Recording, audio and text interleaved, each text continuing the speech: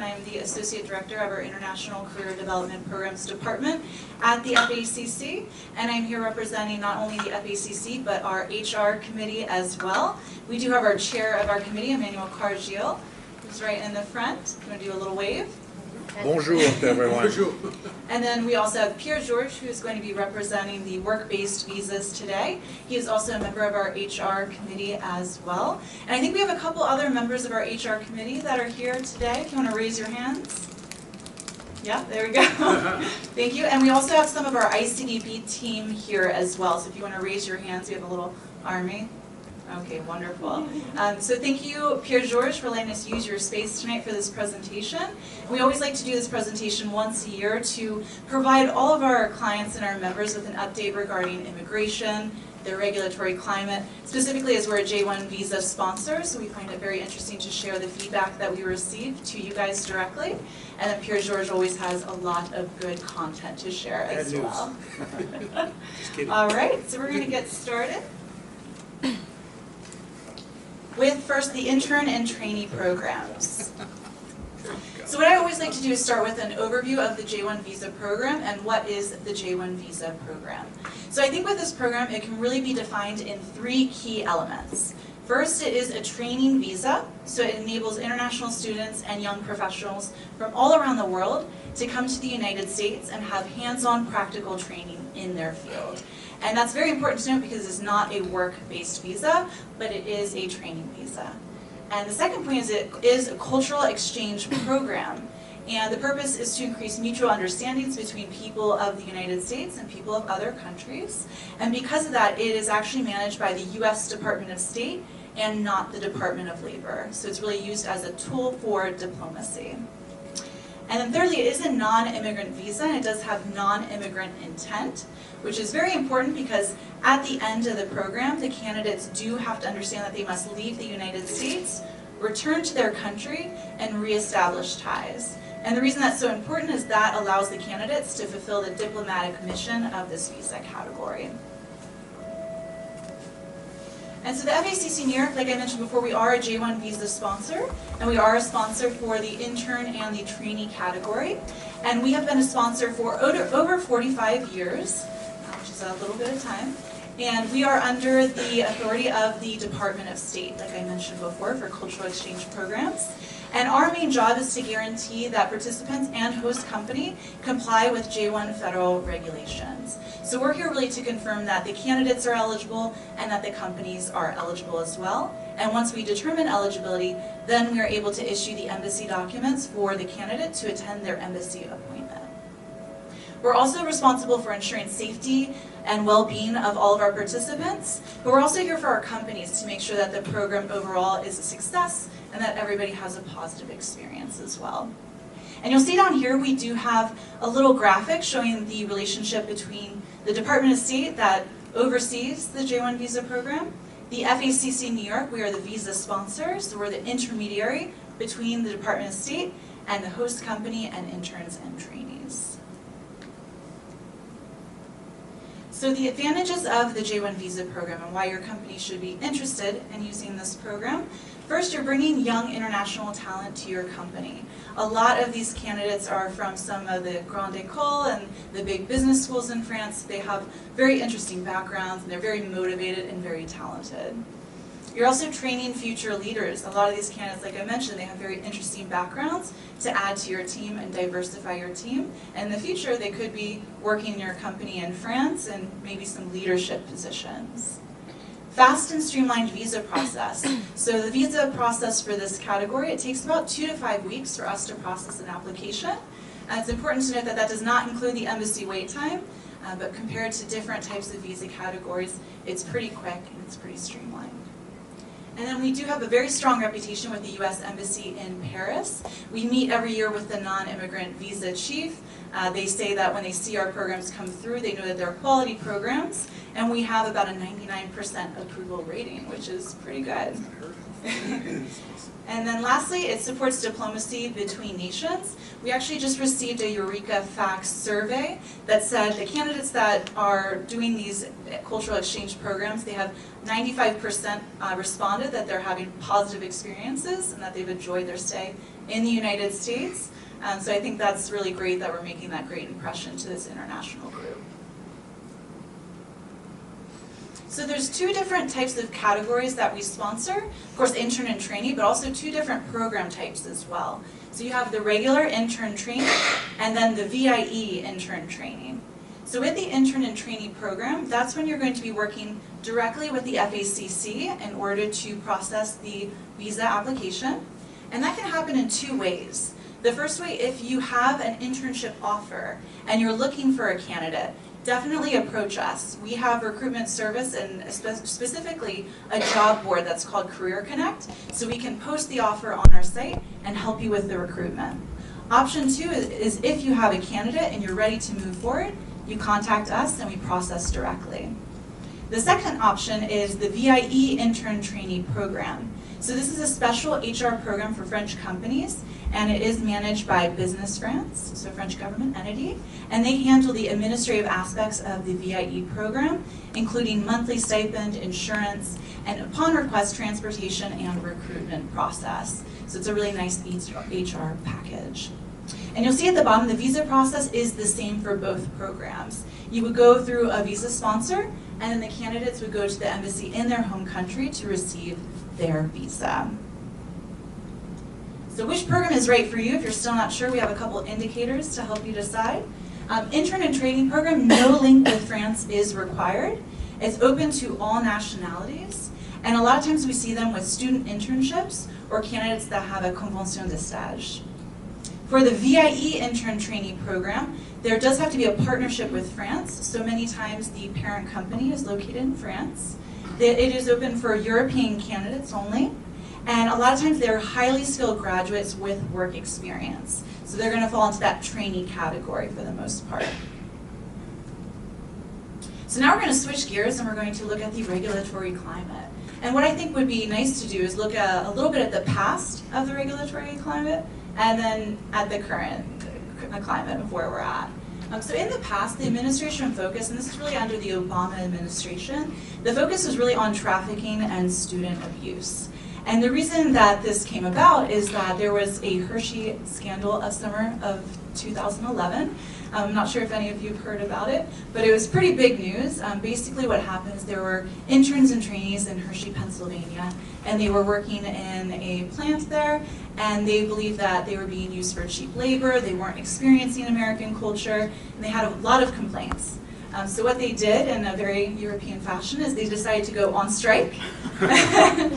So they called all the media outlets. There was, on the front page, a lot of information about the J-1 program in a very negative light.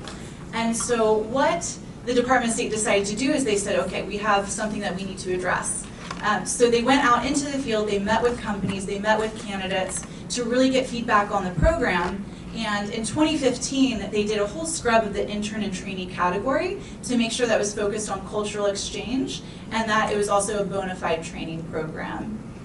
So that was subpart A, and that came out in 2015. Now where we're at with the current administration's focus, there's definitely been a little bit of a shift. The focus is definitely still on health, safety, and well-being of the candidates, which came about with subpart A, but now we're also seeing a big focus on American prosperity and national security. So we're going to take a closer look at that and see how that's affected the programs. One part that is affected is ensuring intern and trainee positions are not taking opportunities away from Americans. And that goes directly for the aspect of American prosperity. They want to make sure that jobs and even internships are available to Americans. And the second, increased vetting at U.S. embassies and ports of entries. They really want to make sure that this visa is being used for the right purposes by both the candidate and the company. So we'll go into a little bit more detail on my next slide. The current immigration climate, with the new focus in mind, something that came out in April 2017 was the Buy American, Hire American Executive Order.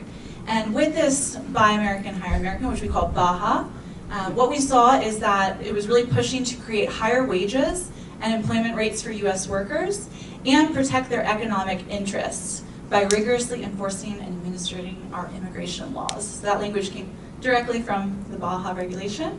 And what effect that has on the J-1 program, underneath you'll see, they want to ensure that jobs are not being taken away from American employees And also, they really stress the importance of ensuring these cultural exchange programs are bona fide training programs. And a question I get pretty often is, okay, what is a bona fide training program versus a non-bona fide training program? Because it is still a work-based internship or training program.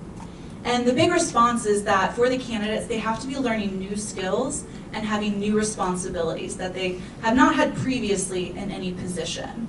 Whereas gaining additional work experience, then that would not be a bona fide training program. So the intern and trainee impact, and for this one I am going to grab my notes because I have some pretty interesting information to share from a recent presentation we had from Department of State and from Consular Affairs that was very, very interesting. But for increased scrutiny at U.S. embassies and U.S. port of entry, I would say this is one of the biggest impacts that the intern and trainee program has seen. And with especially the U.S. embassy appointment, what they're doing there is gauging the candidate's eligibility and also ensuring that the candidate does not pose any risk for national security. So I have actually a list of questions that the Consular Affairs officers shared with us of what they ask the interns and trainees. So I'm just going to go through them because I thought they were very interesting. So first is why the candidate would like to do the program in the United States. What will he or she be doing in the United States? What are they currently doing in their home country? Is the program as described an actual bona fide training program? So are they learning new skills? Are they having new responsibilities? Do they have strong ties to their home country?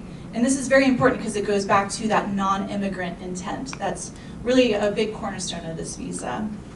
And then the second one, confirm their intent to return to their home country at the end of the program. So if they have a feeling from a candidate that they say, I would love to stay in the US, I want to stay there forever, it's very possible that that could affect their visa application. We have had it happen in the past as well. Sufficient funds as well to make sure that they're not going to be a public charge in the future, and proficient in English. And what I thought was very interesting with visas as well is that candidates are deemed inadmissible until proven otherwise. So they go in with the burden to really prove themselves eligible and admissible for this type of visa. So what the FACC does as a sponsor, we really prepare them to answer all of these questions in the correct way to correctly describe their program. And it's also in a different language for them. So we want to make sure that they know all of the right vocabulary in English to describe their programs accurately. So administrative processing. This is something that we have seen a little bit more instances of, not an alarming rate with our candidates, but it does happen from time to time. And with administrative processing, basically what it means is that the embassy wants more time to process the request. And there's multiple reasons of why that could pop up, and I have some of them here. One is that they want more time to do an extensive background check. One is that the candidate potentially has traveled to certain countries, or that they have dual nationality to certain countries. They might have a criminal history, prior overstays.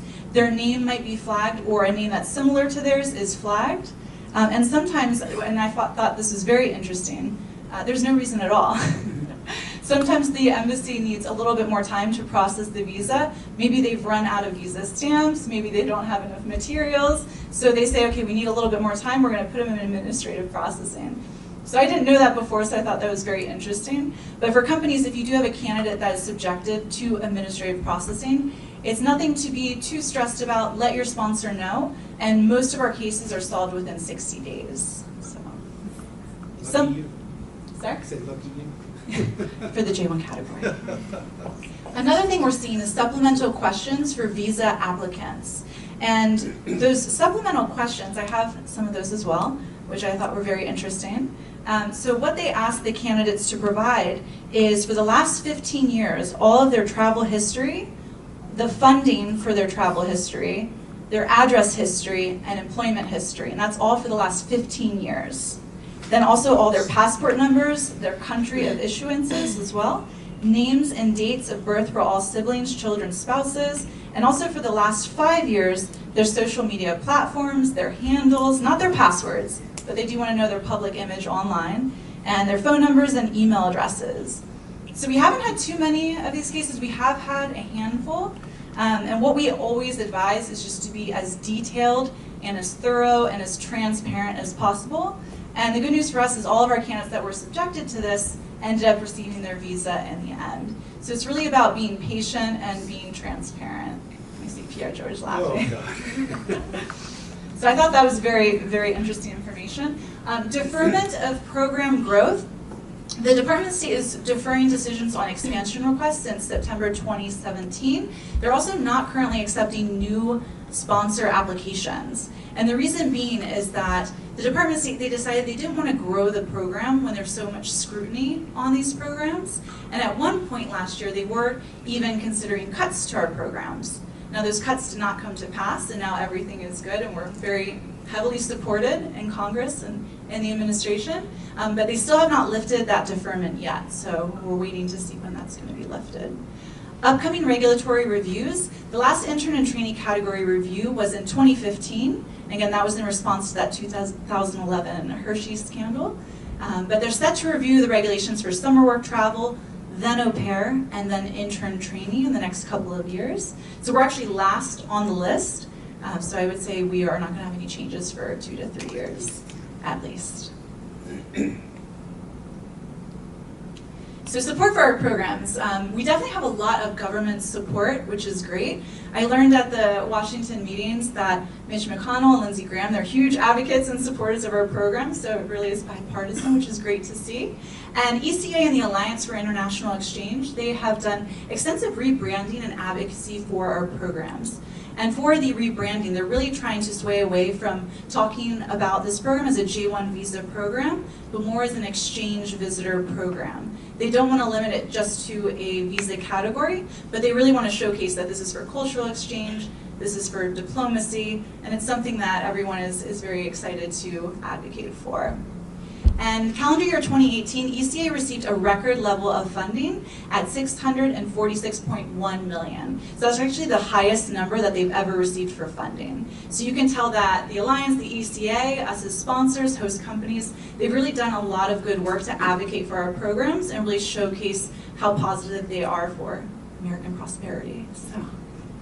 Testimonials promoting value of programs. I would say for host companies, a way that you can support these programs is definitely provide us with different testimonials. If you have photos, if you have a story to share, don't hesitate to send it to us. We'll put it on our social media. And Department of State loves to receive those types of stories as well. And it's great for them to show members of Congress when they have meetings, so it's very helpful. And then intern and trainee program compliance. This is really the #1 way that companies can help support our programs, is ensuring that they remain in compliance. So I have a couple bullet points. Ensure training is structured and following the pre-approved DS 7002 tip. And that really goes back to the point that this is a training program. And this DS 7002, this is the document that goes to the embassy with the candidate and describes all of their different roles, responsibilities, skills that they're going to be learning. So it's very important that it follows it. If there are any changes, just let us know, and we can review them, approve them, and update it. Focus on exposing intern and trainees to American culture. And again, that goes back to the fact that this is a cultural exchange program. So any way that you can get them involved with your team and really let them discover American culture, that is wonderful. And ensure candidates leave the U.S. at the end of their program. Again, that goes back to the non-immigrant intent of this visa. And it's true that at the end of the year in SEVIS, the Student Exchange Visitor Immigration or Information System, they can actually go in and see if candidates have attempted to change status. And those numbers are reported to Congress every year, and they can have really negative repercussions on our program. So I would always say that one is definitely important. And we have a couple tips for host companies as well regarding the application process. Spend time creating the training internship placement plan, and like I mentioned before, focusing on the cultural component. The embassy and Department of State loves to see that. And then also the fact that it's a bona fide training program. So what's good language to use is that the candidate will be learning new skills, will have new responsibilities, will be part of a team, supporting a team. Language like that is really what the Department of State and the embassy want to see. And then prepare for unannounced DOS site visits. Department of State does reserve the right at any time to pop up and say, hey, I want to talk to the supervisor, I want to talk to the candidate, see how the program's going. And what they'll basically do is they'll look at the DS 7002, all of the information on there, and make sure that the training plan is an accurate reflection of the actual training program. So definitely important to let us know if you have any updates on that form. And then ensure supervisors and managers are educated on the program and know the key players. And I would say this is super important. We've had, not us personally, but we heard from Department of State that they had a couple site visits and they showed up and they said, hey, we're Department of State, we're here to do a site visit. And they said, who are you? So that's not ideally what we want to happen. So I would say definitely inform your team of the different role that everyone plays. And even the first point of contact, if Department of State walks into a building, say, hey, if DOS comes in, call the HR department. This is the best contact just to make sure everyone is informed. And some additional tips, busy embassy months. So we are definitely in a busy season now. It's the end of year. But also summer is a very busy time as well. So what we normally say is submit documents as early as possible and during these months. And then also setting timelines and expectations with managers. Normally for non-VIE programs, we say start 2 months in advance. For VIE programs, we even say start 3 months in advance, just because they have to do the contract side on the French side as well. And this gives candidates, companies adequate time, provides a cushion for embassy processing times, which tend to go up during the busy season, and also ensures the timely arrival of the intern. FACC internal updates, so we do have some updates we wanted to share with everyone. Exchange Connect, it's our automated visa application tool, so it's coming in 2019. So we are going green and we're going to be online, which is going to save everyone a lot of paper and time. And the good thing about this application tool is that candidates, and both in the United States, in France, and the companies can access an update right away. They can go onto the platform and see exactly the status. So that's a really nice perk.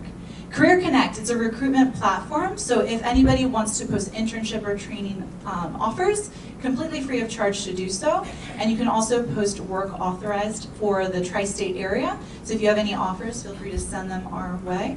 American Outbound Program, this is a free program that we have to send Americans to work in France. So if you have any Americans on your team that you would like to send to France for a working experience, it's anywhere between 3 to 18 months. And it's pretty much in any field, and it's actually a work contract, a day-to-day contract. Monthly cultural events for interns and trainees nationwide. So the FACC, we always organize events, and we have 19 different chapters who also organize events. So we'll send email blasts, but they're also on our Facebook page. And then we also have monthly communications, including a newsletter and a Facebook page. And I also did want to introduce Marwan Grab from Business France. He is the VIE program manager in the US. So if you do have any questions about Business France, about the VIE program, he's here tonight as well. All right, so I'm going to pass it over to Pierre Georges.